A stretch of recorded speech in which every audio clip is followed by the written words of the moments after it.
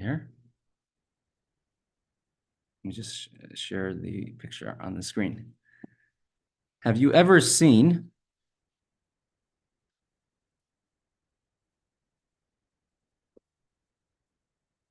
anything like this?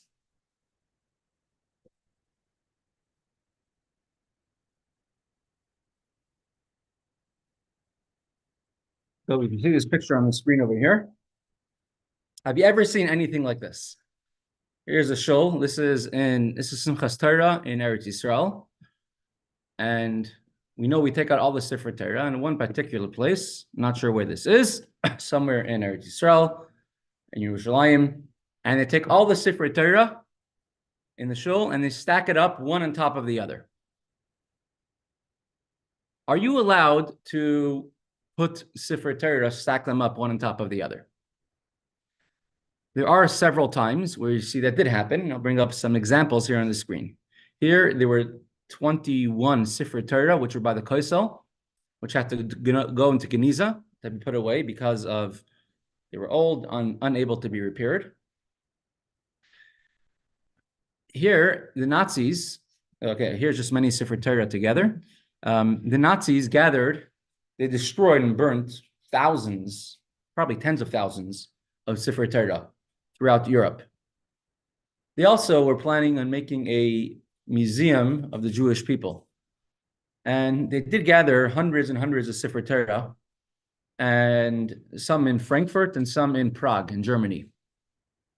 And this is in Frankfurt. This is a Jewish chaplain in the army. And he's gathering together. The Nazis took tons of Sefer Torah. They ripped them. They just they desecrated them. And they're just literally piled up one on top of the other. And here he's checking. There's a Jewish chaplain from the U.S. Army checking some of the Sefer Torah that were found by the Nazis. Oh, after World War II? This is 1945. You could check this up. The details are well known. Rabbi Judah made it, the chaplain. Yeah. Here's another example. Another place where there's many, many Sefer Torah. And you see how the Nazis just threw them around, and you know how they desecrated the Sefer Torah. Sefer Torah piled up one on top of the other. And there's another picture of another place. Here's some of the Sefer Torah from the previous picture. They were brought to London and they were checked by Seferim. Some of them that could be used, or repurposed, some of them not. Here is Sefer Torah on different stages of repair or different stages of fixing or checking or writing. And here you see each one is labeled and each one has its thing.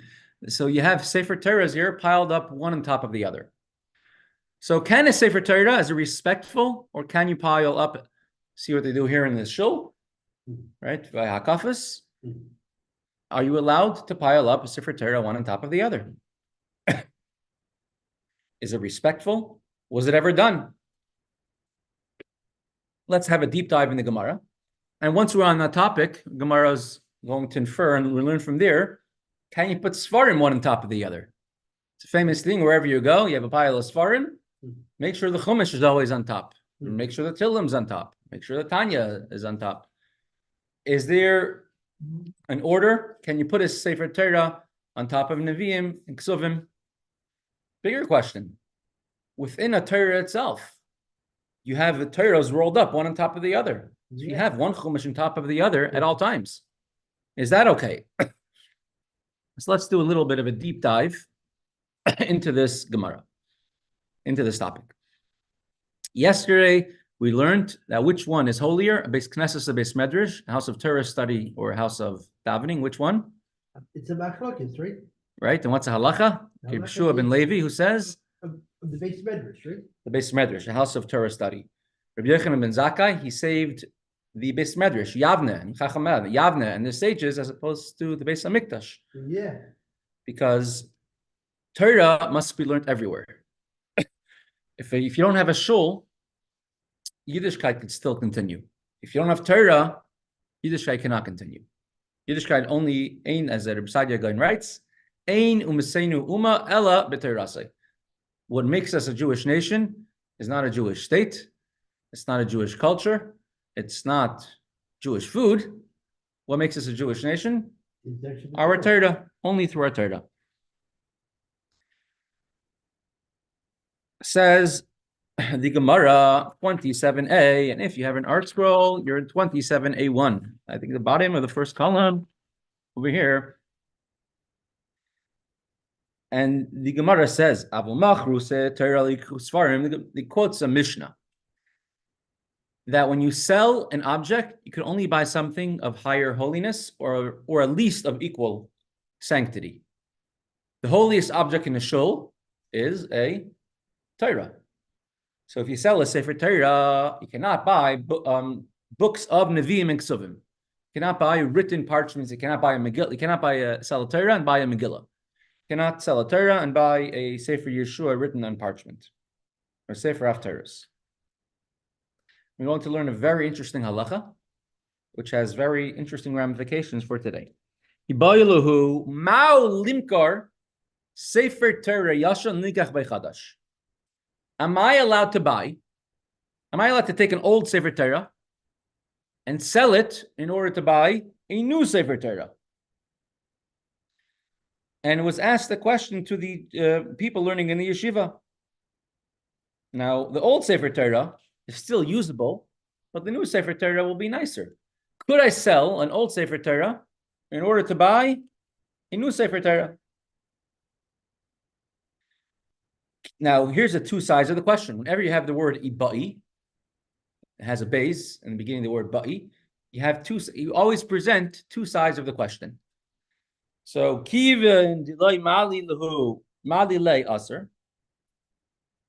you're not elevating it to a higher kedusha, a higher holiness. You're just exchanging one Sefer Torah for another Sefer Torah.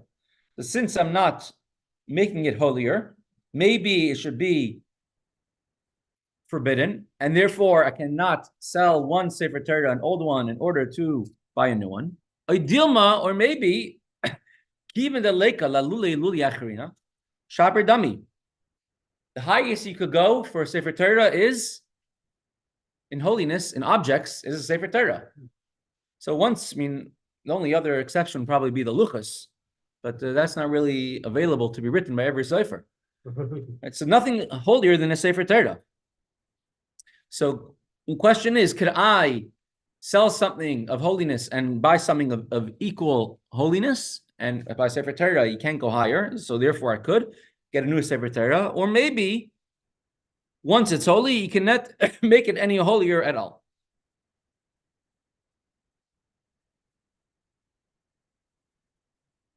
Answers the Gemara. Tashma, let's give the first attempt at an answer. And the Gemara will bring several attempts to answer this question. 4 or 5 different attempts to answer the question, but throughout all these answers, we're going to learn certain principles in halacha. Tashma avmachru Torah la yichru svarim. We learned in our Mishnah from last plot, which said that if somebody sold a Sefer Torah, you cannot buy books, written parchments of Nevi'im and Ksuvim. Svarim hudalai, which means you can infer from there that if I can't sell a Sefer Torah to buy another Sefer of Nevi'im and Ksuvim, which is less holy, but you can infer a Torah b'Torah shaper dami. From here we can learn that I can sell a Sefer Torah in order to buy a new Sefer Torah, because the only thing the Mishnah prohibited was to sell a Sefer Torah to buy Nevi'im and Ksuvim. So since the holiness of a Sefer Torah is the highest holiness which is possible in a physical object, therefore, from our mission, we can infer you're allowed to sell a Sefer Torah in order to buy another Sefer Torah. So Gemara answers, you're right. You could do it, but only masnisin. What's the next word? The eved. B'di'eved, after the fact.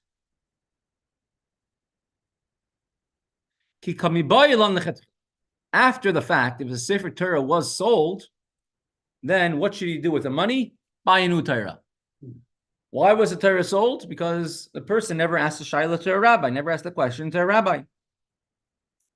However, people of the city and the board of the shul should not be going around selling Sefer Torah. Because the Sefer Torah is a holy object. It's not an object that you buy and sell on the marketplace. And if you're putting up a Sefer Torah for sale, by definition, it's sort of cheapening the idea of a Sefer Torah. You had, after the Hitnatkut in Eretz Yisrael, the disengagement when they took all the Jews out of Gaza 19 years ago, because strategically it'll be the safest thing for Eretz Yisrael, right? Exactly. And as we see today, those who said back then and saying now, the same exact things, the great danger you made to Eretz Yisrael and to the Jews there. And rightly, all the Jews in Gaza refused to leave.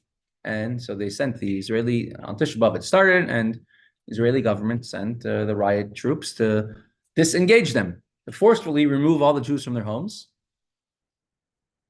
by force. And some of the things they did was to take, many things went missing. Many objects went missing from people's homes, ended up on eBay in Israel. Don't ask what happened over there. But one of the Sefer Torah from one of the shuls were missing. And where was it? Who was it? About 2 years later, showed up in Hatzvi-Bais. Somebody, meaning one of the soldiers who were doing this engagement, or commanders probably, stole the Torah, wanted to make money off it. And right away they made a big, in court, they brought up something in court, and the Torah disappeared. I don't think it ever got back to its original owners. A Sefer Torah is not an object of buying and of selling. A Sefer Torah is a holy, object of sanctity. You don't sell a Sefer Torah. If it was sold, then you have to buy a new Sefer Torah after the fact. So from this Mishnah, there's no proof if you're allowed to go ahead and sell a Sefer Torah in order to buy a new Torah. Next, Tashma, come in here, another answer that we could give if we can sell an old Sefer Torah to buy a new Sefer Torah. We bring from a Brisa an interesting din, which says, Goylelin Sefer Torah b'mitpachos chumashim. A chumash is one single chumash, one single book of the Torah. And they also used to be written on parchment as a single chumash, and that has less of a level of holiness than an entire Sefer Torah, which is 5 chumashim put together. Now, there's a cover of a Sefer Torah, a mantle for a Sefer Torah, and there's a mantle for a chumash. Which one is a higher holiness? The mantle of a Sefer Torah, because it's used for a Sefer Torah. The cover of a single book of the Torah, a chumash, is not as holy because it's just one book of chumash. So it says, as Brisa, Goylin Sefer Torah b'mitpachos chumashim. You can take the cover of a chumash of one single book of the Torah and upgrade it, and now use it as a cover for the entire Torah. Again? You could upgrade the Torah cover. If it's a cover of only one book of the Torah, let's say you have only Chumash Bereshis written on parchment, and it has a Torah cover on it, you could upgrade that Torah cover and to a cover for a Sefer Torah of the entire Torah. When you say a Torah cover, what? A mantle, like the velvet cover by Glila, the Kollel puts it on top of the Torah. Yeah, a mantle of the Torah. You could bring a picture on the screen if needed, but yeah, one of these, right, the mantle of the Torah. So you could take the mantle of a chumash, something which is not as holy, and use it, upgrade it to become a mantle for a Sefer Torah of all 5 chumashim together, and so on. What's holier, the Torah or Nevi'im Riksuvim? It's actually the Torah. Torah comes from Har Sinai, from Moshe Rabbeinu, and Nevi'im Riksuvim come later. It's holier than any book you can conceive of. Correct. Right? Chumashim mitpachos Nevi'im Riksuvim. So you can upgrade the cover of a Sefer Haftarahs, a book of Haftarahs, and upgrade it to become a cover of a Chumash, of the 5 books of the Torah, or of the entire Torah.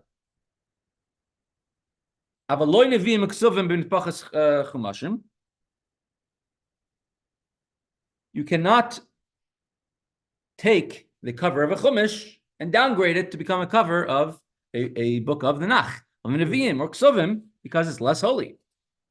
As well, you cannot downgrade the cover of one of the 5 books of the Torah. You cannot downgrade a mantle for the entire Sefer Torah to cover just one Chumash. Says the Gemara, Katani miyas goylim Sefer Torah Mispachas Chumashim. We did see that you are allowed to take a cover of one book of Torah, of a Chumash, and to use it as a Torah cover for the entire Torah. But Bachas Chumashin comes out to be that you're allowed to cover it with the cover of a Sefer Torah. Mitbachas Sefer Torah loy, but you cannot use it as a cover of a Sefer Torah.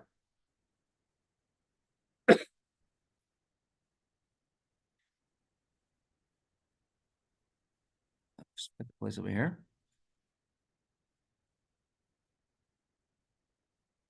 So the Gemara brings a proof from here that if you cannot even use one cover of one Torah to cover of another Torah, for sure you cannot sell one Torah for another Torah. Right? The Brisa just said you could use a cover of one book of Chumash to be used for a Sefer Torah. But it doesn't say anything about using the cover of a Sefer Torah for another Torah. If it doesn't say that, you could infer that it's forbidden. And if you cannot even use a cover of one Sefer Torah for another Torah, then for sure you can't sell one Sefer Torah to buy another Sefer Torah, because even the covers cannot be used. Halacha, are you allowed to do it or not? You're allowed to use a cover of one Sefer Torah and another Sefer Torah. If something was set aside for a particular Torah, for a particular object, there's a machlokes rishonim if you're allowed to use it for another Torah or not. The Ritva, the Rashba, Sfas Emetz writes, and in practice, it should be forbidden. However, the minhag is they're not strict about this. Everybody does it. They use, they're not really strict. The cover of one Sefer Torah to another cover of a Sefer Torah. And so he says that being the people are not so strict about it, you must find a way in order to say that's not such a bad idea. And he finds a proof from one of the Gemara, which he says that perhaps it'll be permitted from the Havamina. The fact that Gemara says maybe it's permitted based on the Brisa, you could say it's not such a big deal. But in practice, people are not really strict about this, of taking the cover of one Sefer Torah to cover of another Sefer Torah. Maybe actually because people are used to the idea, oh, you can do it. So it's like they have it dedicated, really. This is only for this Torah. It said this is only for this Torah. It's a usual thing, but it's like Rob said. It's like it would be actually switched for later circumstances. Maybe actually it says depend upon actually the intention you given. So I mean, Right. How much are you dedicating this cover to this Torah? Maybe it could involve that. Yeah. Perhaps, yeah. Yeah, maybe. We're going to soon see there is a time when you're allowed to sell a Sefer Torah. So obviously, when it's life and death, you're allowed to sell a Sefer Torah. But you're going to see even at a different time when it's not life and death, where you're allowed to sell a Sefer Torah. We'll see that. But the Gemara didn't bring that yet. You cannot sell a Sefer Torah to buy another Sefer Torah. There's only one physical object that's holier than a Sefer Torah that we have nowadays. You know what that is? What? A Jew. Oh, A neshama. ah. And a Jew learning Torah is more important than a Sefer Torah. We'll get to that soon in the Gemara. Says the Gemara, Ema Seifa, let's look. The Gemara rejects this proof because we made an inference to say that one is not allowed to use one Torah cover to another Torah cover. And for sure, one cannot sell a Torah to buy another Torah. The Gemara says, a Mesechta, look at the last part of this Brisa. It says, Sefer Torah. You're not allowed to take a cover of a Sefer Torah, of 5 books of a Torah, and put it on top of a chumash, a single book of the Torah. A Torah b'Torah, shapir dami. You can infer from there the opposite. Meaning you can't take a cover of a Sefer Torah and put it onto a single chumash. But a cover from one Torah, you can put it onto the cover of another Torah. If you're making inferences, you're learning from what they didn't say, you could learn the opposite from the beginning and from the end. From the beginning of this brisa, it sounds like you're not allowed to use a cover of one Torah to another. From the end, it sounds like you could use a Torah from one to the other. So at any rate, this is no proof from here if you're allowed to sell an old Sefer Torah to buy a new Sefer Torah. So Gemara will bring now another proof. Tashma. Manichin Sefer Torah agabe Sefer Torah. We bring a proof from another brisa, which says, sort of like the picture we saw previously, one is allowed to pile up Sefer Torah one on top of the other, to stack them up, if you have no other way of putting them down. Best is to have them standing upright. Best is to have each one on its own shelf. But you have no choice. You are allowed to stack up Sefer Torah. As the Brisa states. Torah al gabi chumashim. And then it gives an order of which Svarim are holier than the other one. Which Sefer Torah, of all 5 books of a Torah, is holier than one book of a Torah, and you can put that on top. Chumash al gabi nevuim v'yim miksuvim. A chumash goes on top of a nach. Avaloi nevuim miksuvim al gabi chumashim. Lo chumash al gabi Torah. And you cannot put something of a lesser sanctity and lesser holiness on top of something of greater holiness. The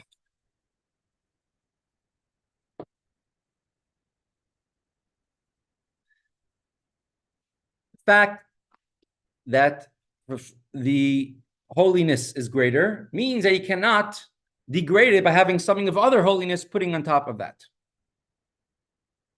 So a Sefer Torah is equal in holiness with another Sefer Torah, and we said you're allowed to put them one on top of the other.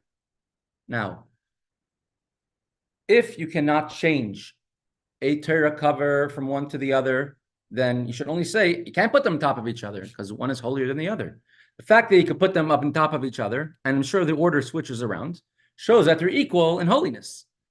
And therefore, I could sell an old Sefer Torah to buy a new one because from here we see that they're equal in holiness. The Gemara says, "Hanacha ka'amrat." Can you possibly bring me a proof from halacha of placing one Torah on top of another Torah, or one Torah on top of a chumash, or a chumash on top of navi? Shiny hanacha d'layefsher. Really, you should not be putting Sefer Torah on top of each other. You can only do it in a situation where it's impossible otherwise. The iloite mehachi. If you would say that it would be totally forbidden to put a Sefer Torah on top of each other, how is it possible to even roll up a Sefer Torah? Right? There's a Sefer Torah that's rolled up, and in any given week, one parsha is on top of the other. Correct? Because it's rolled up. Now, is it physically possible to have every Sefer Torah laid out entirely? Well, physically, but physically, it wouldn't even fit into this room, right? Yeah. It probably wouldn't be that good for the health of a Torah either. Yeah. Every word and every line is exposed to the elements. So the only reason that a Torah is allowed to be sewn together and rolled together is because it's impractical otherwise. Then we infer further. And there we can infer further. Where it's impractical, therefore you have. And you have one on top of the other. You have one parchment rolled up, it's on top of the other parchment. And that's called galila. Galila, it means rolling. And from here, it sounds like the Nevi'im and Ksuvim are the same because you have a book of Nach and they'll be together. That means Nevi'im and Ksuvim could be rolled up one on top of the other. That's what you can infer from here. Elakivin delay Epsher. However, since it's just not practical, or rather say it's impossible to have the Sefer Torah any other type of way. Sefer Torah can't be like a book that you roll, that you open up. And even if it's a book, if it's not being held upright, then it's one on top of the other. Shadi. So therefore, they permitted it because it's impossible to have the entire Torah open. Or the Sephardi Torahs are standing up in the cover, though. Correct. Oh, yeah, but if they're not in the cover, you have the same situation. Yeah. Right. Hachanami, and so too, when the Torah is being written, definitely was one on top of the other. Hachanami, kivin d'lo yasher, so too, when you have many Sefer Torah, and it's impossible to have the Torah as in any other way. Shadi, it would be permitted, right? I've been in some very old shuls where there were at least a ratio of one Sefer Torah per person in the shul. I got to some of these shuls of Simchas Torah, and every single person in the shul has a Torah to hold. Every visitor in the shul has a Torah to hold. And these are old Sefer Torah, and each Torah is very heavy. Plus, many of the people in the shul are older, and they're literally holding the shul together. And it's impossible. Many people don't want to hold the Sefer Torah the entire kafas. It's very heavy, and it's not easy. And therefore, they put the Sefer Torah down on the bima. So in times when it's impossible, otherwise, then it's permitted. But to go ahead and to say that I could sell one Sefer Torah to buy another Sefer Torah, that we can't learn to permit from here. The fact that a Torah could go on top of another Torah, we have no choice in the matter. And we do it every time. Every day we read a Torah because the Torahs are rolled up one on top of the other. But to go ahead and to beginning to sell one Torah to buy another one is forbidden.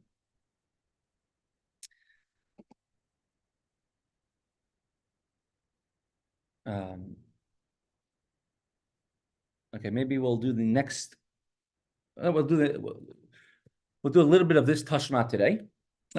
We'll go a little bit more in depth today because it's my apologies. I started later than usual today. Let's go into a little bit of the halacha. Can I put one sefer on top of another sefer? A book on top of a book. It happens all the time. People go into a shul, you see a chumash in the middle of a pile, you grab it out. Hopefully the pile doesn't come crashing down. Many people are makbid. If you have a Tanya and other Sfarim, they take a Tanya out. Also, because Tanya's on a very high level of holiness. So they say they shouldn't be under Sfarim. We put a Sefer Torah from a Gemara. We learned a Sefer Torah goes on top of a chumash goes on top of Navi goes on top of Ksuvim, and not the opposite way around. Rabbi Yehuda says in Mesechta Baba Basra, the Nevi'im go by itself, Ksuvim go by itself. The Chaim say each book of the Nach really should be by itself. When do we daven and we bring in psukim of Torah, Nevi'im, and Ksuvim? 2 days a year. 2 days a year we daven, and we quote 10 psukim from we have 10 psukim 3 times, or 10 psukim, 3 from Nevi'im, 3 from Torah, 3 from Nevi'im, 3 Ksuvim, and once more from Torah. Amachi is a chayrinus and shofars. Right. We have words from the Torah, Nevi'im, and Ksuvim. What comes first? 3 psukim from the Torah, then 3 from Nevi'im, 3 from Ksuvim, and then we conclude once again with 3 verses from Torah. On Tisha B'Av, we have a Haftarah. It's from Yirmiyahu. And we also say a few psukim from Yirmiyahu is Nevi'im. Then afterwards we say a few psukim from Ksuvim. So the Nevi'im comes first. So which one has greater levels of holiness? Which one is holier.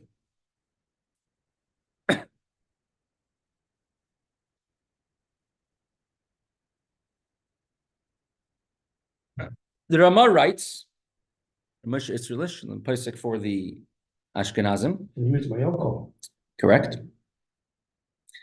He says that a Torah always goes on top of Nevi'im and Ksuvim. If you do have a book of Tanakh together, then they can be together. But otherwise, a Torah should always be on top. And therefore, he was very, very strict that you shouldn't have a Chumash with Pirushim in it. Like we have today. Yeah. A Chumash with Rashi, a Chumash with Targum. Because what's happening is that you have a Chumash and you have a Targum. So, and let's say your Chumash is like this. The Targum on page 1, 2, 3 is over the Chumash of the later pages. Are we talking about the Ramah? Yeah, there must have this. And he says, really, you should be strict about it. But he says, unfortunately, I guess, it's already so widespread that everybody does it. Nothing I could do about it, and let it just continue. Maybe also you could have actually the shot actually that when you have in the old days actually when you had the Torah Nevi'im, the Ksuvim in scrolls, so the whole thing was actually scrolled. Nowadays, you automatically when you're talking about in terms of a book, right? Let's say take your art scroll right now, right? Yeah. So you have Hebrew on one side, English on the other side, plus also, and the English is over the Chumash. Plus also you have actually the covers, right? Mm-hmm. Say right, these covers also actually introduce the question because we have something actually that's automatically it's not pure. Right. So the Ramah says since it's impossible to really regulate such a thing, so within one volume it's not a problem to have one on top of the other. Not in one volume should put a Chumash on top. So here comes the next question.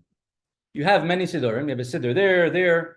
That Siddur, that green one, does not have the Torah reading of Mondays and Thursdays and Shabbos Mincha in the back. It doesn't have it. Take another Siddur. It has a whole Tillim in the back. And it has Torah reading for Mondays and Thursdays. Yeah. So we said within one book, you can't be strict about it because it's one Sefer. And that's sort of impossible to regulate. But could I put a pile of Siddurim? Could I put a Siddur that does not have Tillim in the back and does not have the Torah reading on Mondays and Thursdays? Could I put that on top of another Siddur which has a Tillim, which is part of Tanakh, or has the Torah reading on Mondays and Thursdays, which is Chumash, right? It's called the Chumash, a single volume. So can I put that on top? Can I put one Siddur on top of the other Siddur? If this Siddur has parts of Torah and parts of, has Tillim part on top of that. What's the answer? He's not sure. He doesn't end up with an answer. He doesn't have the answer. So the Aruch HaShulchan, you know what that was? Epstein, he lived in Russia actually. He was close to the Tzemach Tzedek. He comes up with his own sort of novelty, and halachically, we don't really follow so much this thing today. But he says that the only chumash which has kedusha is a chumash written on parchment. That's what I was thinking. It's a possibility. But a chumash printed in a book does not have that same level of kedusha. Actually, that's what I think it's a possibility because look what's happening.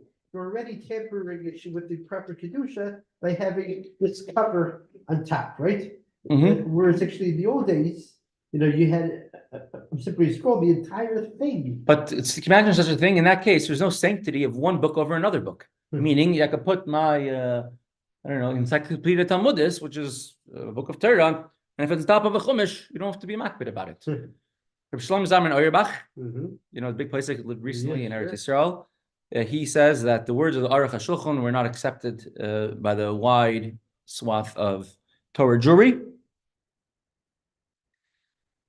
And therefore, we should be makbid that a chumash should be on top.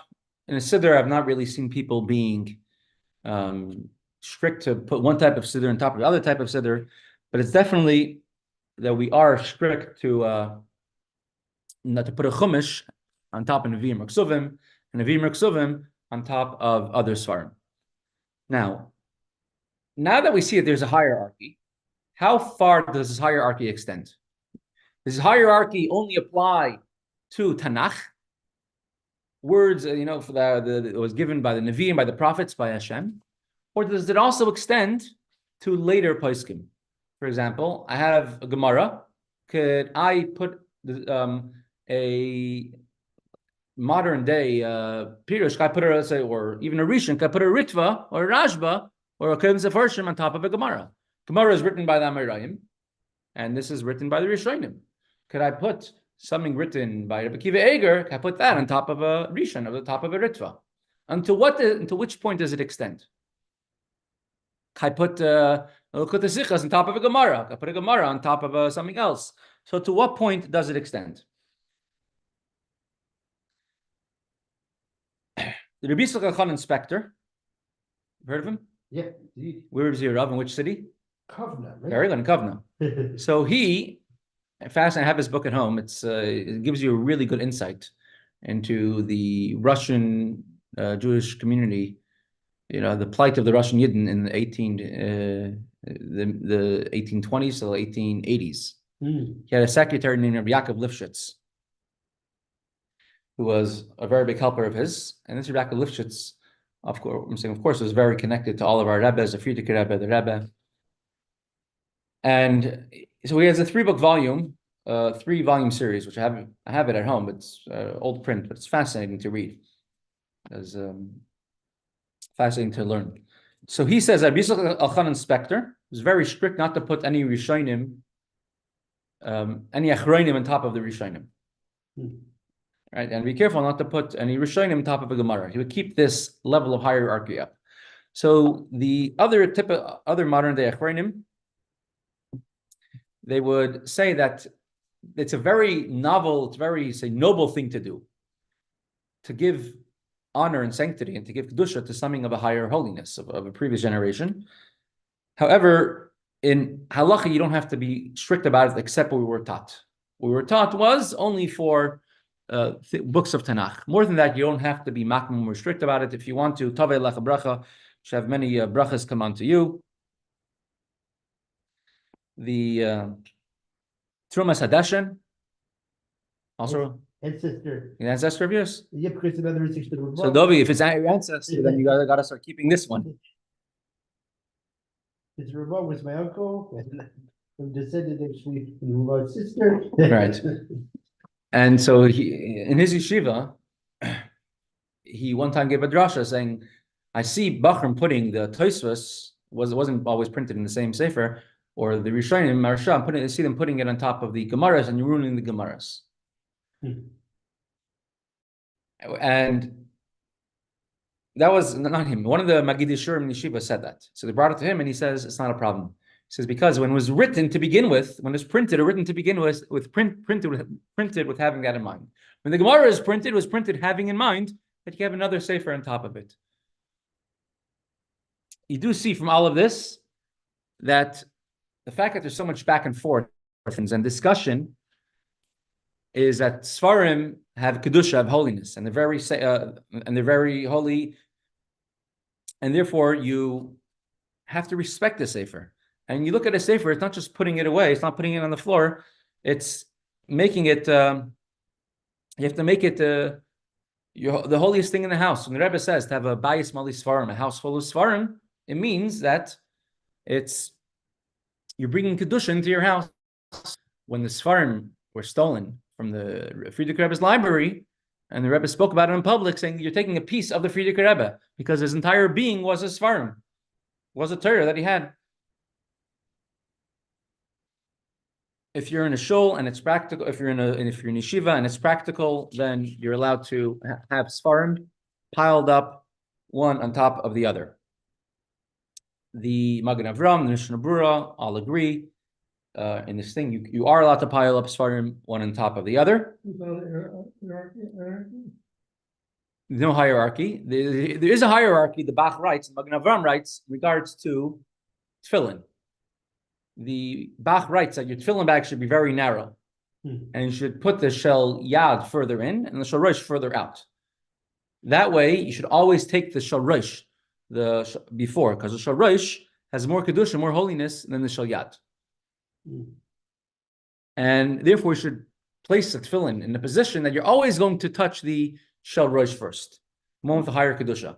Because if you touch shel yad first, you have to take it out. That's the way it works, and you take out the yad first. Sorry, you say, correct. But It we says- don't hold that, wait, do we? Because we Hold on, put on the shal yad first, right? Right, you take out the shel, but he says if you touch the shel rosh, if you pass over the shel rosh, then it's a problem because you're passing over something of kedusha.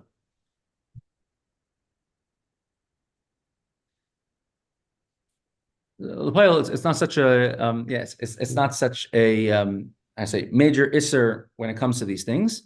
When it comes to shayat rosh, Shulchan Aruch has to be makbid. But when it comes to Sfarim, the main thing is to learn them and then to ask questions later.